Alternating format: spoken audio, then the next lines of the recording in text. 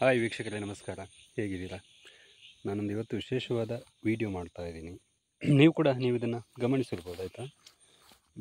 ನೋಡಿ, ಇದೊಂದು ಹಣ್ಣು. ಆ್ಯಕ್ಚುಲಿ ನಿಮಗೆ ಸಿಗುತ್ತೆ ತೋಟ ಈ ಥರದಲ್ಲಿ ಪರಿಸರದಲ್ಲಿ.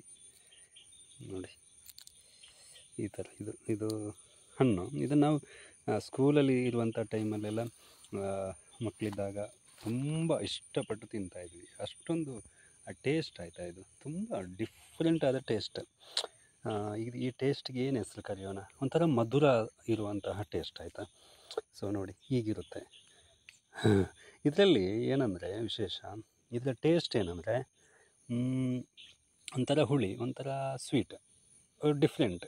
ಅದು ಅದರ ಮಜನೇ ಬೇರೆ. ಆ ಥರದ ಒಂದು ಹಣ್ಣಿದು. ಇದಕ್ಕೆ ನೋಡಿ, ಈ ಥರ ಗಿಡ, ಇದು ಸಣ್ಣ ಗಿಡ.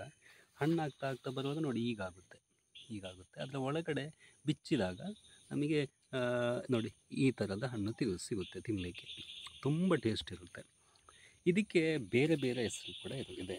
ನೀವು ಸಾಮಾನ್ಯವಾಗಿ ಇದನ್ನು ಅಜ್ಜನ ಬಟ್ಟಲು ಅಂತ ಕರೀತಾರೆ ಈ ಹಣ್ಣಿಗೆ.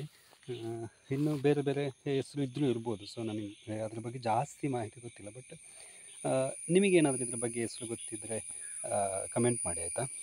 ಅದರಲ್ಲಿ ಇನ್ನೊಂದು ಹೆಸರಿದೆ, ಅಜ್ಜನ ಬಟ್ಟಲು, ಇನ್ನೊಂದು ಅಜ್ಜನ ಪೋ ಹೀಗೆಲ್ಲ ಹೇಳ್ತಾರೆ. ಸೊ ನಿಮಗೆ ಅದು ಕೂಡ ಗೊತ್ತಿದ್ದರೆ ಕಮೆಂಟ್ ಮಾಡಿ, ಆಯಿತಾ?